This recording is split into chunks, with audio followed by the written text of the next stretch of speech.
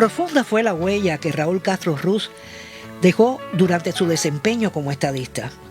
Aquel hombre que siempre había preferido la discreción en sus cargos en el gobierno y el partido, que muchos apenas veíamos como un jefe militar, se descubrió ante el mundo como un político avesado, un interlocutor inteligente y culto, un líder respetado y con alta capacidad de convocatoria, y muy comprometido con la unidad y la paz, tanto para su pueblo como para la región y el mundo. Cuentan que en una reunión donde la meta de la integración latinoamericana y caribeña se puso en riesgo por la agresividad del entonces gobernante colombiano Álvaro Uribe hacia el líder bolivariano Hugo Chávez, se escuchó un vozarrón que se impuso sobre un peligroso intercambio de insultos y con la autoridad de su ejemplo reprendió a los contendientes y reclamó a los presentes pasar por encima de diferencias e intereses nacionales para lograr la unidad que salvaría a nuestros pueblos. Si Cuba, a la que años antes casi todas las naciones del continente le dieron la espalda, estaba ahí, sumada al esfuerzo integrador, ¿cómo no podían hacerlo los demás? Una no sabe si se hizo acompañar de un puñetazo sobre el buró, si lo hizo de pie o sentado.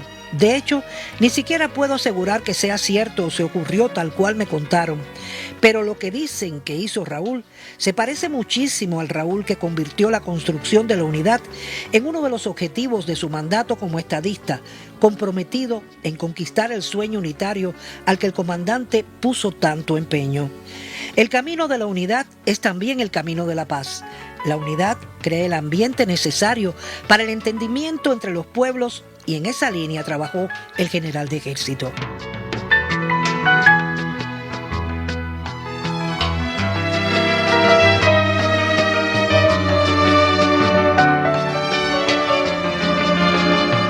Así lo vimos en el 2008 en Costa de Sauípe, Brasil, donde se registró el ingreso de Cuba al Grupo de Río, que era el mecanismo regional que coordinaba esfuerzos para la solución pacífica de los conflictos y que al final devino embrión de lo que comenzó a gestarse en la llamada Cumbre de la Unidad, celebrada en febrero de 2010 en la Riviera Maya de México y que nació en diciembre del año siguiente en la Venezuela bolivariana como Comunidad de Estados Latinoamericanos y Caribeños, la CELAC.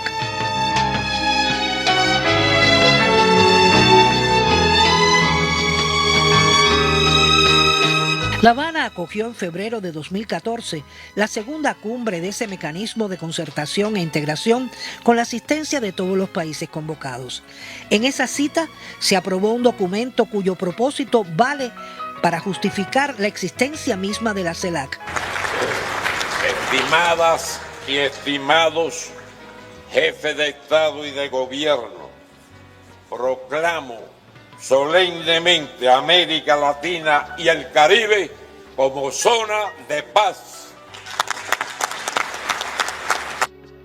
Otro hecho que también debe entenderse como una contribución de Raúl a la paz fue cómo condujo el proceso para el restablecimiento de las relaciones con Estados Unidos.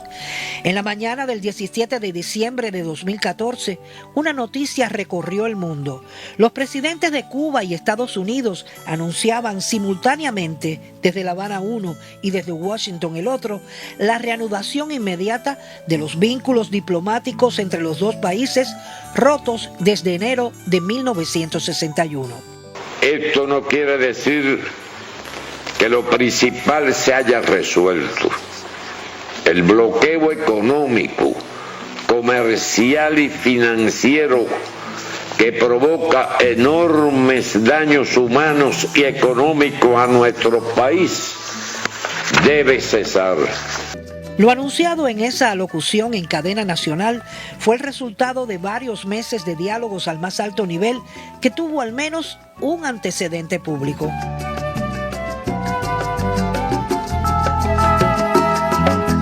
Un año antes, durante el funeral de Estado de Nelson Mandela, una imagen ocupó espacios en todos los medios de prensa del planeta.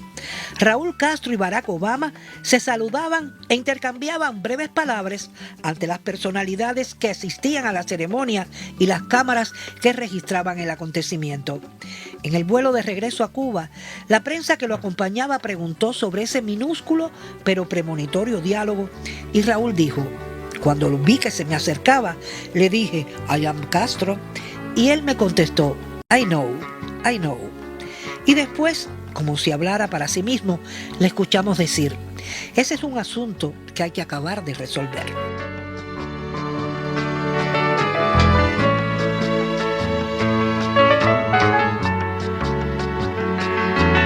Y ciertamente se dieron pasos por ambas partes para que las relaciones entre los dos países entraran en una etapa de distensión que permitió la apertura de las embajadas en sus respectivas capitales y el inicio de la cooperación en varias esferas de interés mutuo.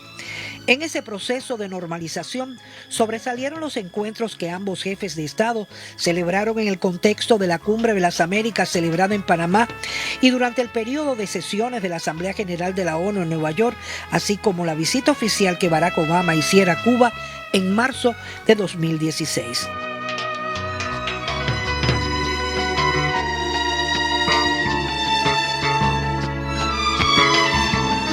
La Habana, ciudad maravilla, anfitriona de eventos que testimonian el compromiso de Cuba con la paz. Aquí y durante muchísimos años se llevaron a cabo los diálogos de paz entre representantes del gobierno colombiano y combatientes de las Fuerzas Armadas Revolucionarias de Colombia, Ejército del Pueblo. La contribución de Cuba, en particular de sus líderes Fidel y Raúl, al fin del conflicto armado más antiguo del continente, fue reconocido no solo por las partes involucradas, sino también por la comunidad internacional que asistió esperanzada a la ceremonia final que tuvo lugar el 26 de septiembre de 2016 en la siempre bella Cartagena de Indias. Allí, en la primera fila de los invitados, el experimentado combatiente vestido con el blanco de la paz aplaudía junto al pueblo colombiano la nueva etapa de concordia y reconciliación que se abría en aquella nación hermana.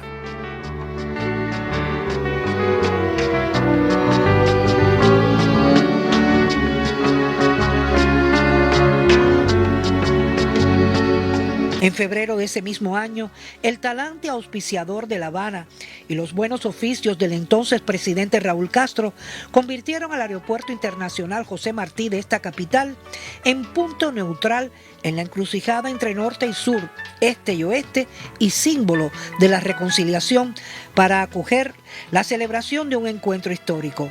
Desde Roma y con destino a México para una visita apostólica llegaba el Papa Francisco, mientras el patriarca Kirill viajaba desde Moscú. Ambos tendrían en Cuba una reunión privada, primera entre los representantes de las iglesias católica y ortodoxa, casi 1000 años después del cisma de 1054. Este encuentro consolidó la imagen de Cuba como puente entre mundos ideológicos y religiosos diferentes y confirmó a sus autoridades como anfitriones fiables para acoger esfuerzos de paz y unidad. Quizás las palabras del Papa Francisco lo resuman de la mejor manera. No quiero irme sin dar un sentido agradecimiento a Cuba, al gran pueblo cubano y a su presidente, aquí presente. Le agradezco su disponibilidad activa. Si sigue así, Cuba será la capital de la unidad. Raúl siempre apostó por la unidad, también por la paz como bien más preciado. Incluso cuando se desempeñaba como ministro de las Fuerzas Armadas Revolucionarias, afirmó en más de una oportunidad que se ganaba la guerra evitándola, porque solo la paz conduce al desarrollo y a la prosperidad de los pueblos y a la armonía entre los estados. Ese es uno de sus legados fundamentales.